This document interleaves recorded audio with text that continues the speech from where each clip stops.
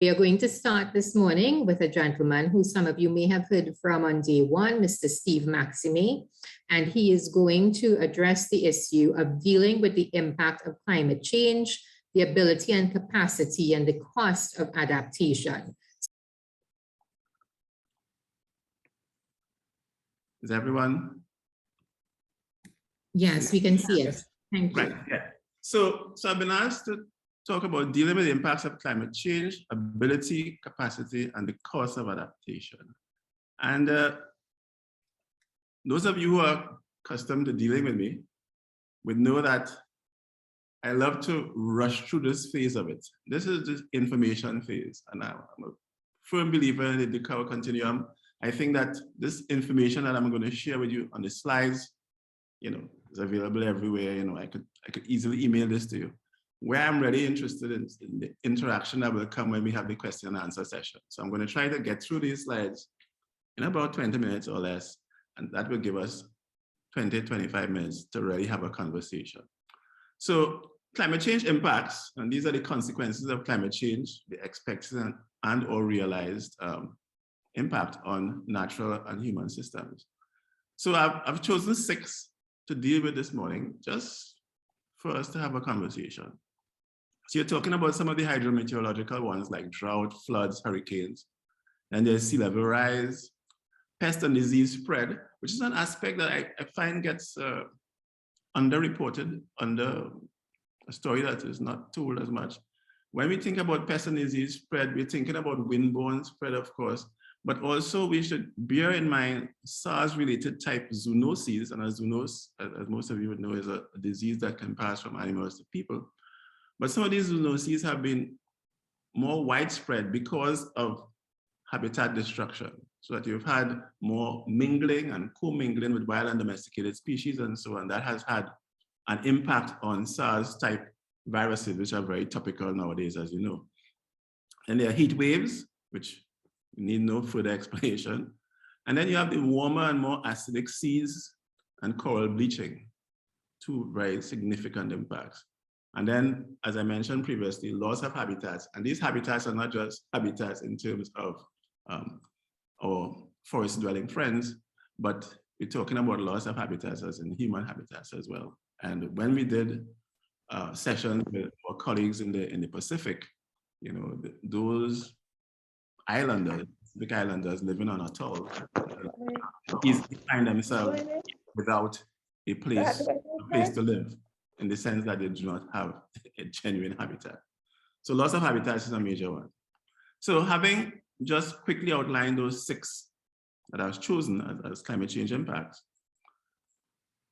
how are we supposed to be dealing with these climate change impacts? Bear in mind that this conversation is rooted around some sort of discussion on climate justice and the intergenerational impact, which is my keying up of the next session, the panel with the young people, right? From which I was excluded by the organizers of this event for some unknown reason. Anyhow, so dealing with the impact of climate change, we have been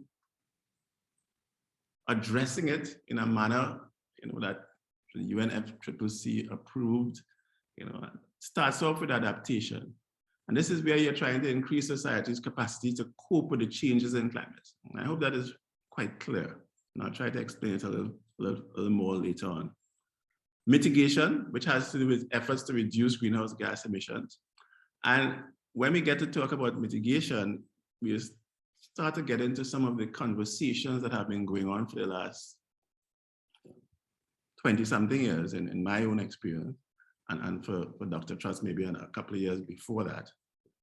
Geoengineering or earth manipulation, and I stuck this in because as radical as it seems now, and it was even more radical when it first came up, in terms of deliberate interventions in the Earth's climate systems and so, it is becoming less fringe now, in that given how slow we have been to get the adaptation and mitigation aspects right, that there are still concerns that we may be going in the geoengineering route in time to come, literally. And then there's the pursuit of additional knowledge and efforts to understand more completely this climate crisis. And I want to focus on that as well. Again, as a segue, because that is my function this morning, as a segue to the real thing, the real deal, which is the panel that comes after me. Now,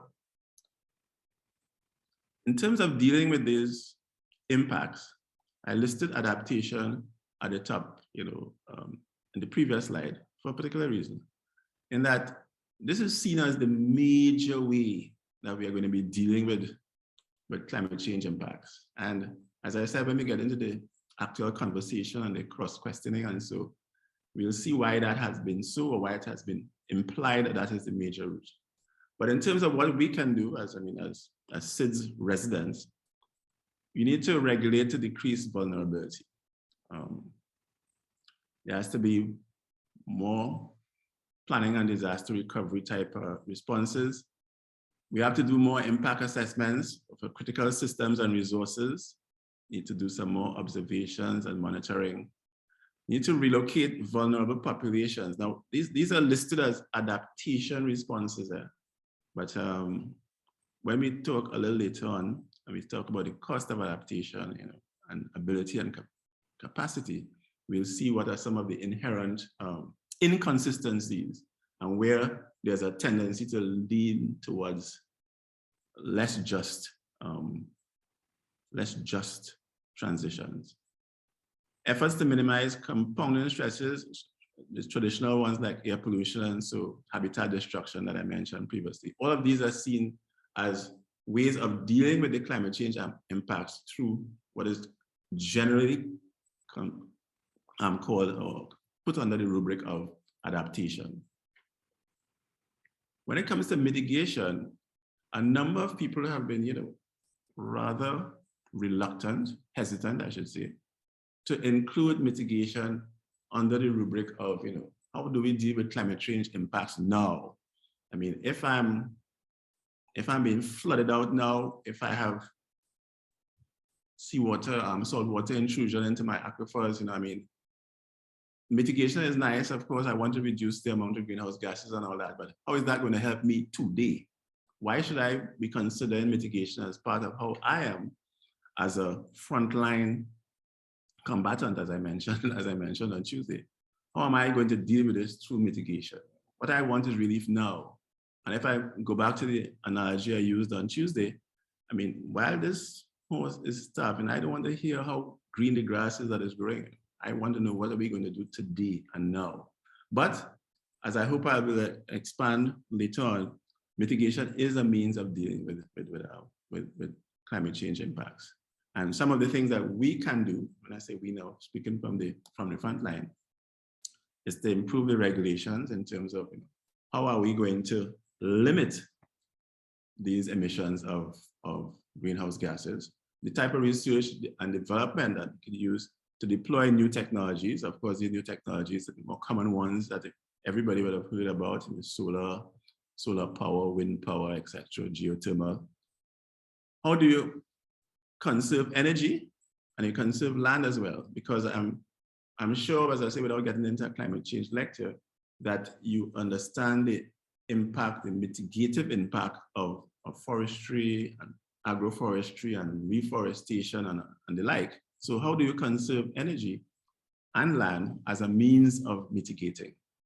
And then, of course, there are the efforts to increase public awareness, of which this webinar series and most of the work that has been done by MIC and the Media Association of the Caribbean falls under that rubric as well.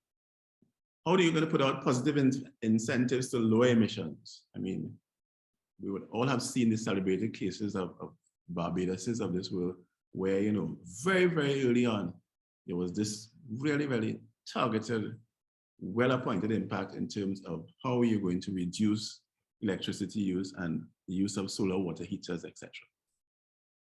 How do you now add a cost for using the atmosphere to dispose of greenhouse gases? And this is more punitive aspects now, again, within the whole rubric of climate justice, where you put a carbon tax or so, and you penalize people. This type of thing is retributive now in terms of how you charge people, literally, for polluting the the atmospheric commons, if you like. Then there's the geoengineering, which, as I said, I included for completeness, but I don't think I want to spend too much time on this now, only to say that some of the treatments that we considered radical before for diseases, I mean, in the same way that we have considered some of these solutions and ways of dealing with climate change as being radical, I mean, reflecting sunlight into outer space to offset greenhouse gas warming, you know, things like carbon removal and extraction of carbon dioxide from the air and sequestering it in abandoned oil wells, and so all seem fairly radical at first. But if we cast our minds to other sectors and other types of crises, I mean, the idea of a cancer treatment that would involve literally going in there and killing cells by radiating it would not have been an easily arrived at decision. So that we have to keep at the back of our minds that given how we are progressing with this crisis, that there may be times when radical solutions as are being proposed through geoengineering may become, you know, par for the course. And then there's the one that I'm particularly interested in on a morning like this when we are going into a youth panel. And this has to do with the pursuit of additional knowledge. And I want to read it. I know we can all read, but I want to read this one just for emphasis. So we're talking about the research, the observations, the scientific assessment, and the technology development that can increase understanding of the Earth system, reveal risk or opportunities associated with the climate system, and support, this is the important part, support decision-making with respect to climate change. Now, again, I remind you that this is not only a conversation about how one deals with climate change, but it is within the context of climate justice.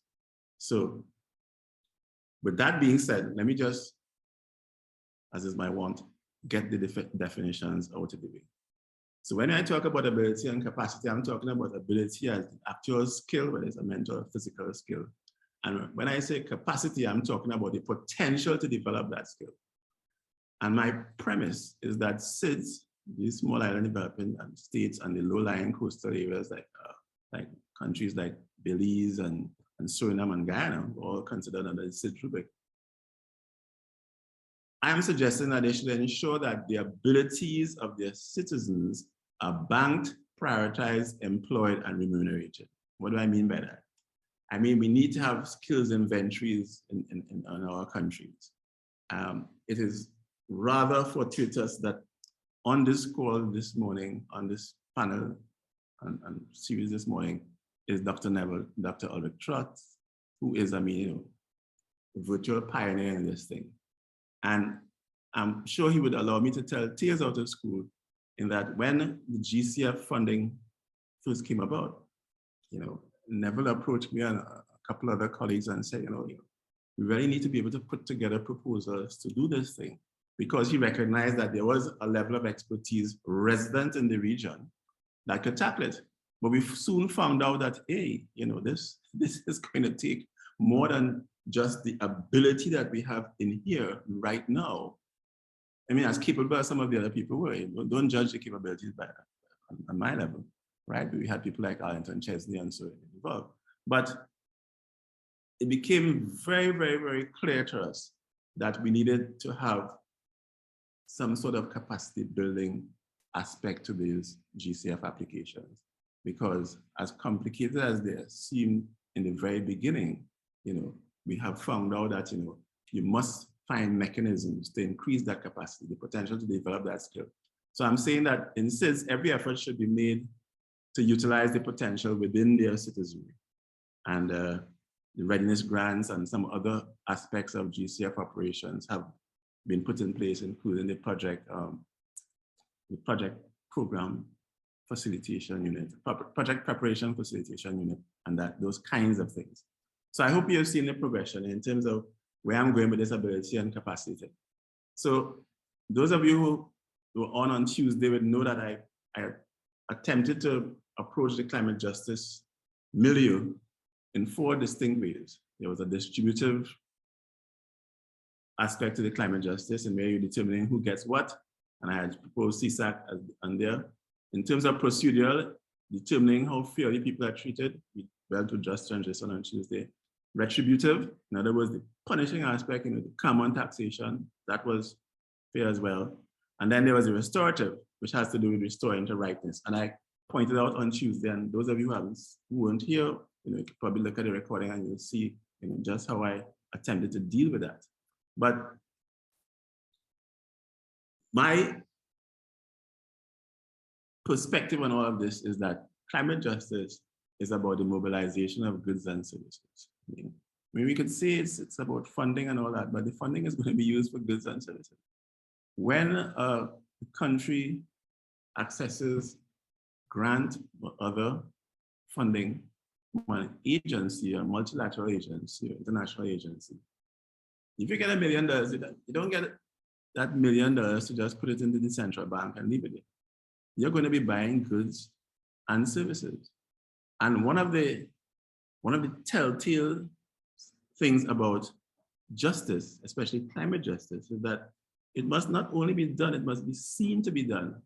And when you find yourselves in situations where, again, to go back to an analogy that I wouldn't have time to explain again, but I mentioned on Tuesday, if there are people who dug the pit in the first place, now that I've fallen into it, I'm taking money that was given to me, granted to me, because of some sort of justice connotation. And I'm paying those same people who dug the pit in the beginning to show me how to come out of this pit. And I'm buying goods and services, especially professional and technical services from them. So they're literally double dipping in my opinion. So I'm saying that in that case like that, justice is not being done, and it doesn't appear to be done, because when I look back at the perpetrators, as it were, it's almost, I mean, without being crude, it's like taking somebody to court who slashed you, in public. You're walking down the road minding your own business. Somebody came up and slashed you unprovoked. You go to court and you win a settlement. And that settlement, you have to use that settlement to pay the guy who turns out to be a surgeon, to stitch you back up. I mean, somehow, something doesn't sit right with that.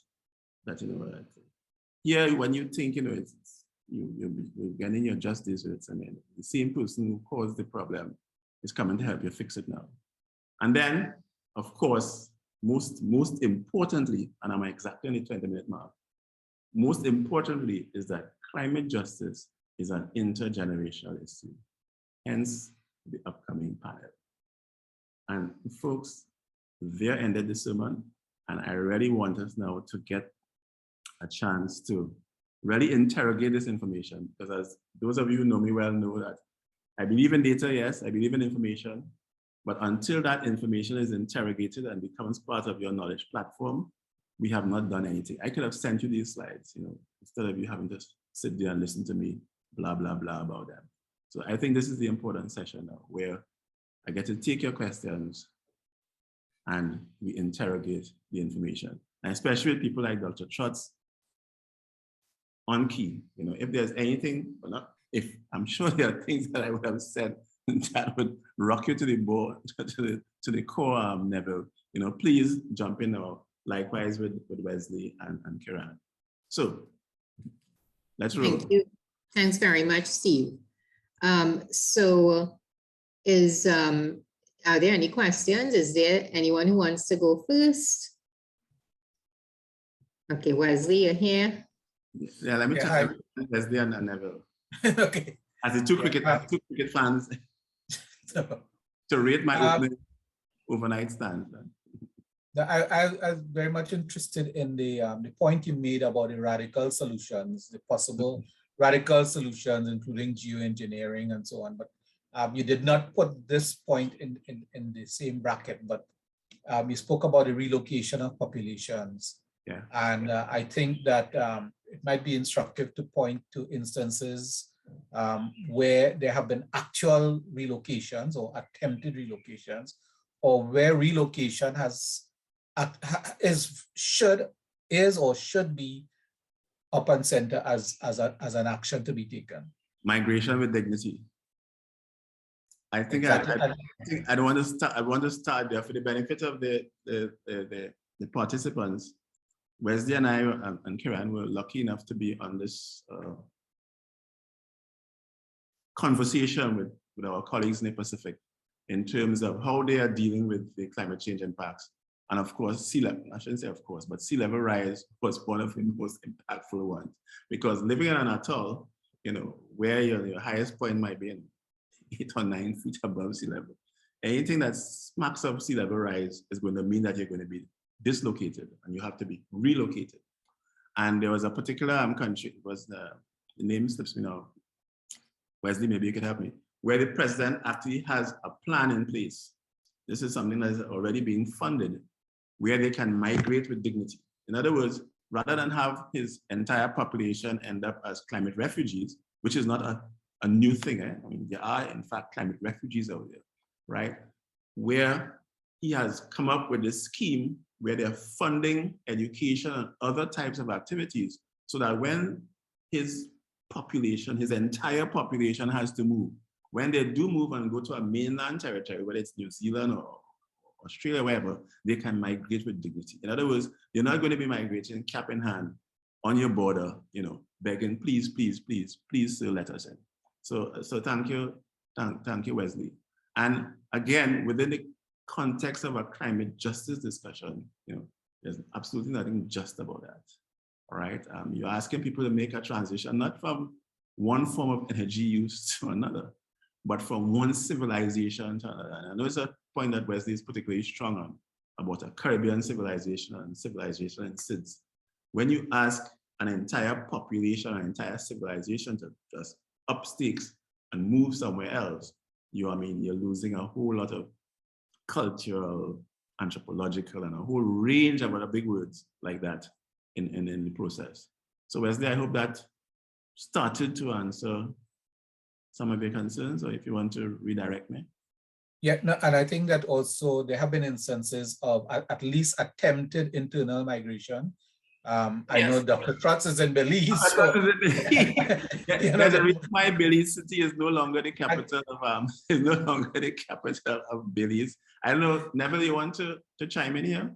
And while you're on it, I mean, you know, after the hurricane season of 2017, I think it was, when Barbuda was essentially depopulated, those kinds of questions, even though things are starting to normalize now, but still the vulnerability exists. Yes, and not only that, they may be normalizing, but there have been reported in the regular press instances of, you know, apparent land grabs, literally, because as it was it Baron Rothschild, you know, who said in the 18th century, you know, the time to buy is when there's blood in the streets.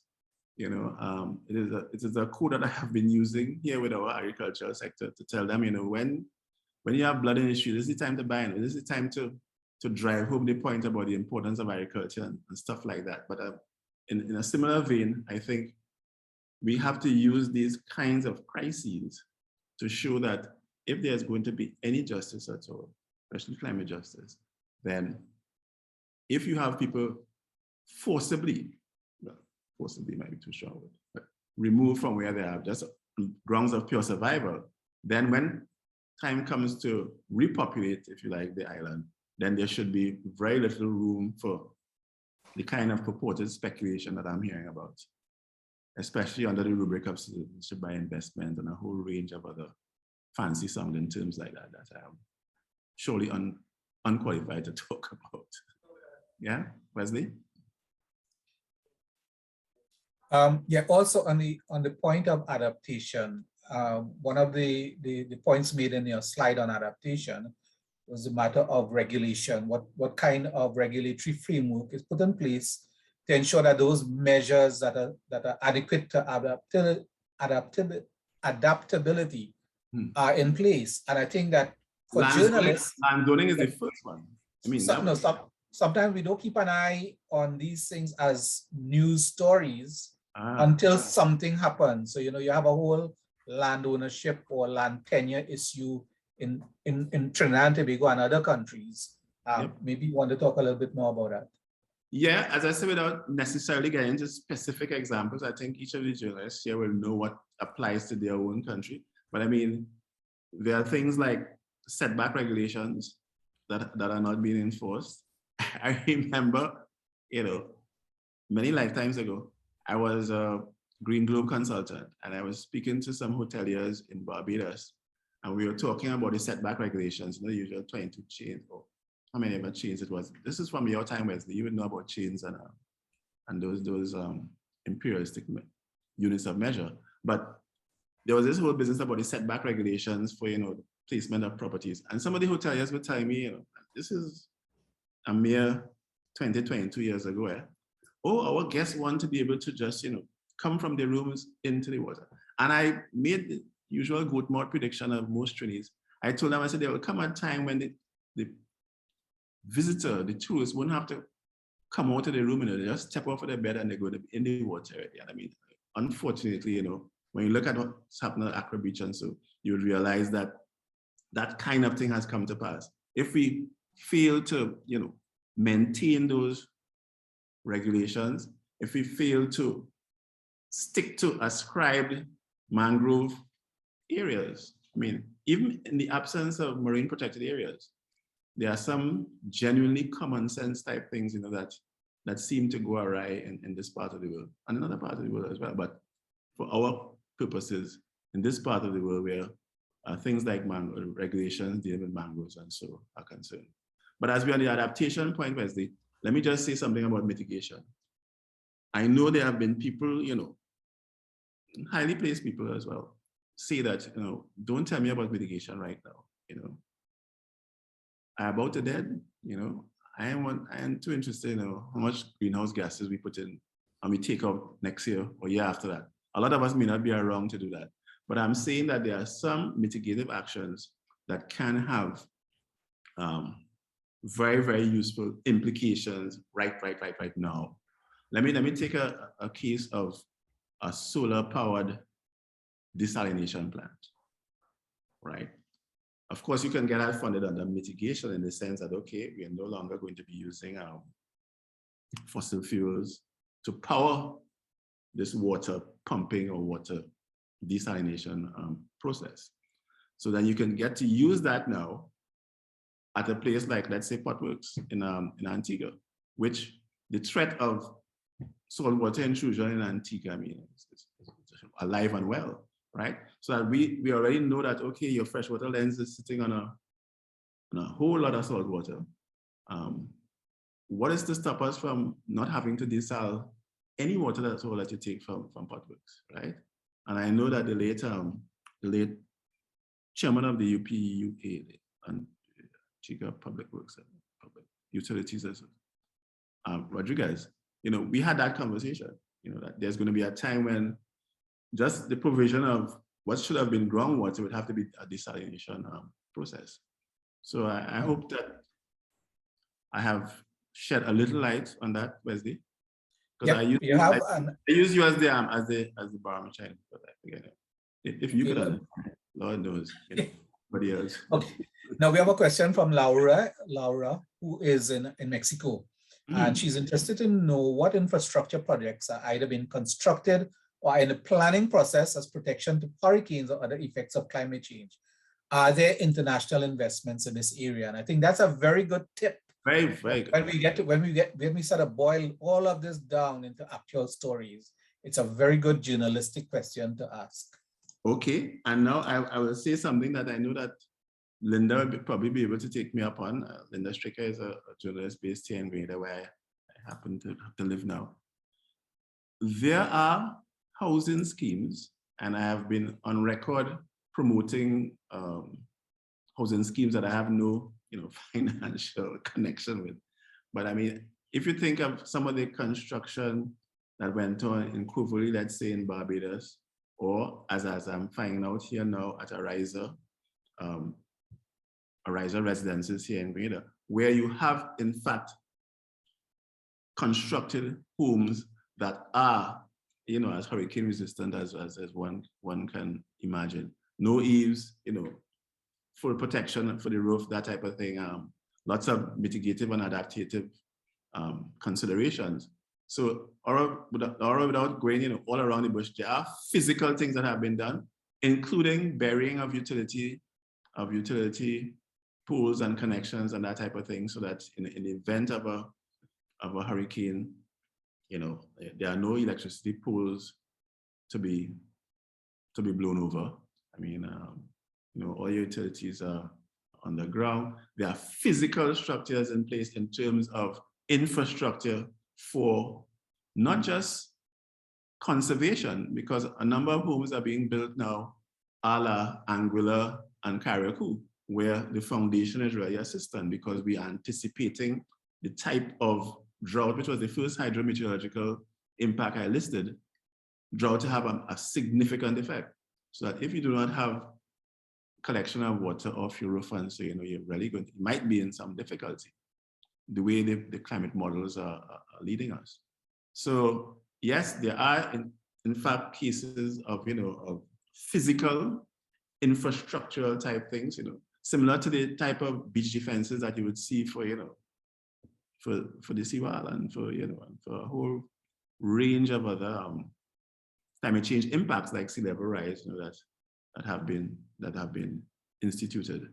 And these are some of the less green solutions. Some of the green solutions have to do with the use of plants, vetiver, and so for, you know, for riverine protection, for slope maintenance in overpasses. And so instead of having concrete all the way around your overpass, there are now ways of actually planting, you know, the appropriate types of grasses that will hold the soil together, you know, and sometimes much more efficiently than using the built environment of concrete and or asphalt, you know, if you can afford it. We have Arthur Bonham from, you know, so as I'm concerned, I was well attended to. Arthur Bonham, who's talking about the role of behavior change. I don't know if I got that correctly, Arthur. You know, I know that you did mention this as part of the, you know, but how significant is behavior change and via public awareness? Yeah, well, there are two approaches to that, as we commonly understood. There'll be the carrot and there'll be the stick. You know, the stick will be the taxes and the imposed duties, and so, you know, you see mild versions of it now with you know, the price of gasoline and so, you know, so that would be one way of, you know, of nudging people in the right direction. And then there are the incentives, you know, removal of import duties on electric cars, let's say, you know, or the removal of sales taxes or stamp duties. I mean, there are a whole lot of creative ways, but as I said, they all fall under the same, well, to me, same two categories, either carrot or stick.